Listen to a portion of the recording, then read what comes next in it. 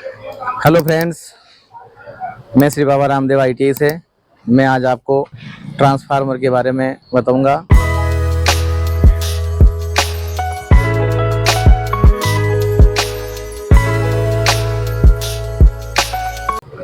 सबसे पहले जो है ट्रांसफार्मर जो है एक ऐसी डिवाइस है जो पावर और फ्रीक्वेंसी को स्थिर रखते हुए वोल्टेज का मान जो है अप एंड डाउन करती है, और उसी के अनुसार जो है ट्रांसफार्मर की जो है उसको अपन स्टेप अप स्टेप डाउन और बहुत टाइप अपन से अपन मार सकते हैं। तो सबसे पहले डाटा प्लेट पे गौर करते हैं। डाटा प्लेट जो है, जैसे ये कोई ट्रांसफार्मर है, ये देखो ये 100 kVA का है। ट्रांसफार्मर की जो रेटिंग है वो हमेशा आभासी पावर में ली जाती है, और आभासी पावर मतलब kVA, VA, MVA उसमें ली जाती है। क्योंकि पावर फैक्टर जो है स्थिर नहीं रहता है, लोड क्या रहेगा पता नहीं रहता है, इसलिए इसकी रेटिंग जो है हमेशा आभासी पावर में ली जाती है। इसकी जो प्राइमरी वोल्टेज है HV साइड जो है वो 11,000 वोल्ट है, और सेकेंडरी जो वोल्टेज है वो 433 वोल्ट है। यहाँ देखो इस पे ये जो डायग्राम बना रहता है फेजर डायग्राम के अंदर जो है यहाँ पर इसमें जो है प्राइमरी वाइंडिंग जो है वो तो डेल्टा कनेक्टेड शो हो रही है, और सेकेंडरी वाइंडिंग जो है वो स्टार कनेक्टेड है। ये फेजर डायग्राम है जिसमें फेज 11 एंड 30 डिग्री का जो है कोण रहता है स्टार और इसके बीच में। इसके बारे में मैं डिटेल से वीडियो बनाऊंगा। और जैसे ये जो ट्रांसफार्मर है ये है टाइप ऑफ कूलिंग के आधार पर जो ये ट्रांसफार्मर है ये है ONAN, यानी ऑयल नेचुरल और एयर नेचुरल। जो ऑयल भी इसके अंदर पड़ा है, ऑयल से भी ठंडा होता है ये और एयर से भी ठंडा होता है। तो आओ इसके पार्ट्स के बारे में जानना होता है। तो अब इसके पार्ट्स के बारे में जान लेते हैं। ये एक छोटा ट्रांसफार्मर है 100 kVA का।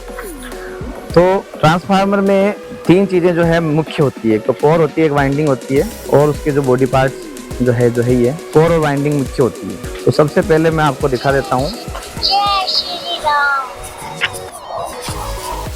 ये है आपकी ट्रांसफार्मर का जो होता है टैंक, जिसको मेन टैंक बोलते हैं। इस तरह का होता है, अंदर से बिल्कुल खाली, ये मेन टैंक है। और ये होता है इसका टॉप कवर। ये खूब सारे नट बोल्ट लगते हैं इसमें, ये टॉप कवर है। ये है इंसुलेटर HV साइड के, इनको हम बूशिंग बोलते हैं। इस प्रकार का होता है ये, इसको हम जो है बूशिंग बोलते हैं। और ये है इस ट्रांसफार्मर का कंजर्वेटर टैंक, एक छोटा टैंक जो मेन टैंक के ऊपर होता है उसको कंजर्वेटर टैंक कहते हैं।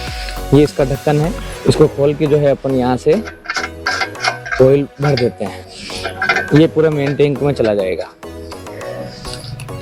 और ये है इसका गेज, ऑयल गेज, जिसमें पता चलता है कि ऑयल कितना भरा हुआ है। ये जो है कंजर्वेटर टैंक के ऊपर ये लगा हुआ है आपका ब्रीदर, जिसके अंदर जो है सिलिका पत्थर भरे हुए होते हैं, सिलिका जेल जिसे हम कहते हैं।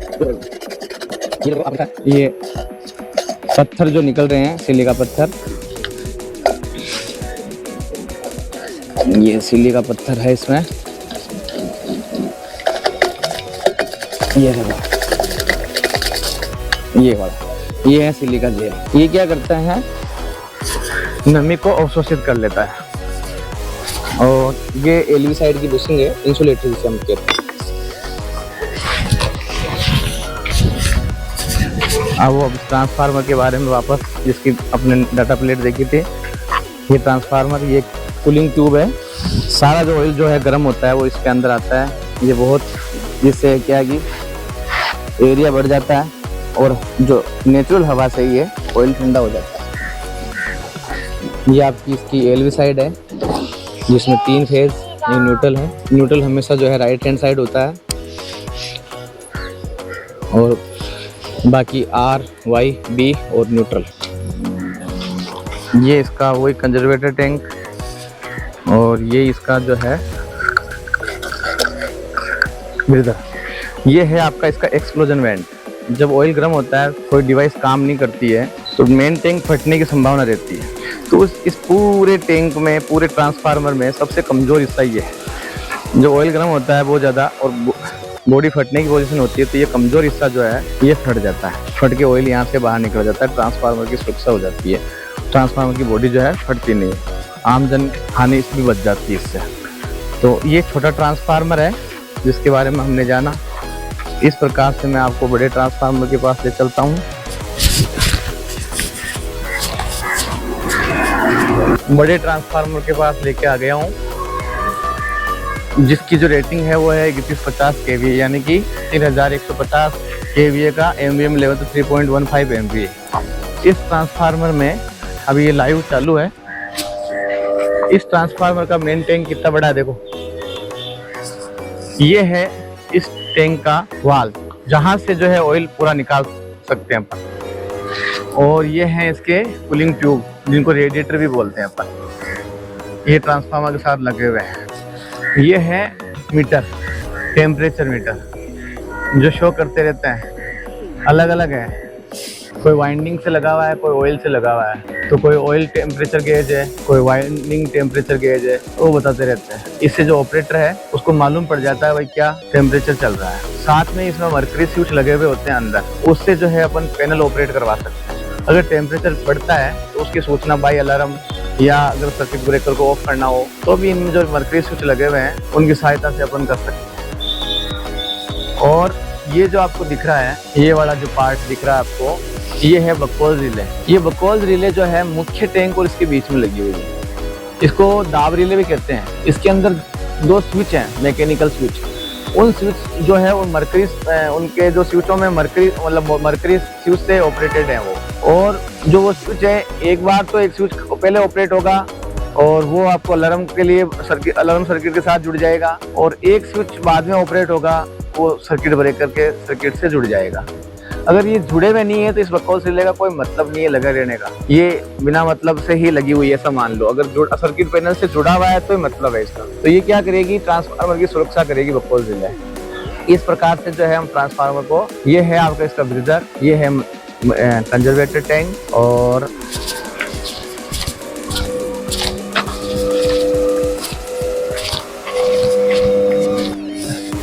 इसी प्रकार से ये इसकी डाटा प्लेट है।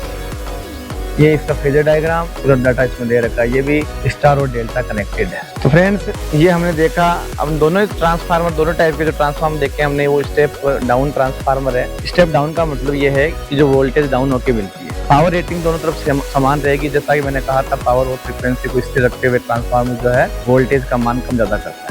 हम यहाँ देख रहे हैं, देखो इस तरफ जो है यहाँ 33,000 volt phase two phase volt 33 kV line आ रही है, और वापस जो है 11 kV लाइन निकल रही है। यानी ये ट्रांसफार्मर 33/11 kV का है, स्टेप डाउन ट्रांसफार्मर है। दूसरी, ये पावर के लिए बना हुआ है, तो पावर ट्रांसफार्मर कहलाता है ये। अब ये भी क्या है, ONAC है, ONAN है, यानी ऑयल नेचुरल, एयर नेचुरल। लेकिन जब मैं आपको बड़े पावर हाउस में दिखाता हूँ, तो यहाँ जो बड़े ट्रांसफार्मर लगे हुए हैं, इस पावर हाउस में बड़े पावर ट्रांसफार्मर लगे हुए हैं, तो इसके अंदर जो है बड़े पावर ट्रांसफार्मर के कूलिंग ट्यूब के पास जो है पंखे लगे हुए हैं। तो वायु दाब के थ्रू ये इसमें ठंडा होता है, यानी ऑयल तो नेचुरल है। इस प्रकार से जो है अपन बनाते हैं। ये GSS है। GSS मतलब इसको 33/11 सब स्टेशन बोलते हैं। यहाँ पर जो है 33 kV में वोल्टेज रिसीव हुई है, 11 kV में ये बदल रहा है। ये आपका 33 kV का ढांचा है ट्रांसफार्मर के पहले का। ट्रांसफार्मर के बाद का जो है 2 पावर ट्रांसफार्मर यहाँ लगे हुए हैं, और 2 बे निकल रही है। बे मतलब फीडर। ये है फिर ढांचा जो है 11 kV का। इस 11 kV के ढांचे में जो है अलग अलग ब्रेकर लगे हुए हैं, जिनको मेन ब्रेकर बोलते हैं। ये वैक्यूम सर्किट ब्रेकर लगे हुए हैं सारे। और यहाँ जो है अलग अलग गांवों में सप्लाई दी जाती है। उन फीडरों को जो है हम अलग अलग नाम से पुकारते हैं। जैसे ये कोई राजगढ़ फीडर, केसरपुरा फीडर, मैदा मील, अलग अलग नामों से पुकारते हैं। ये सब ब्रेकर हैं जो लगे हुए हैं। और ये आपका इंस्ट्रूमेंट ट्रांसफार्मर लगा हुआ है, जिसका काम जो है मीटरिंग प्रोसेस के लिए होता है, या इक्विपमेंट जो है ऑपरेटेड करने के लिए होता है। ये इंस्ट्रूमेंट ट्रांसफार्मर क्या करता है, इसमें 2 प्रकार के ट्रांसफार्मर लगे होते हैं। एक तो PT पोटेंशियल ट्रांसफार्मर, एक CT current transformer. Potential transformer का कार्य ये होता है कि जो हाई वोल्टेज है उसको लो वोल्टेज में बदलना, वो भी फिक्स मान पे 110 वोल्ट पे बदलना होता है। तो PT जो है ये 11,000/110 वोल्ट की है, यानी 11,000 वोल्ट से 110 वोल्ट में बदल देता है। ये जो लो वोल्टेज है इस मीटर को मिलते हैं, और ये मीटर जो है मेजर कर लेता है। इस प्रकार से हाई वोल्टेज को मेजर करने के लिए PT लगाते हैं। इसी प्रकार से हाई करंट को जो है मापने के लिए CT लगाते हैं, करंट ट्रांसफार्मर। ये जो है कंबाइंड यूनिट है, इसमें CT भी है और PT भी है।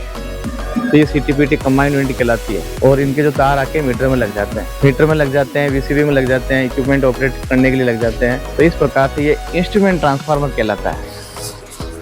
को ले चलता हूँ दोस्तों, 3 फेज ट्रांसफार्मर मैंने दिखा दिए, अब मैं आपको सिंगल फेज ट्रांसफार्मर दिखा देता हूँ। ये आपका सिंगल फेज ट्रांसफार्मर है। अब मोस्टली अपन क्या कहते हैं कि 11,000 वोल्ट का होगा, नहीं ऐसा नहीं होता है।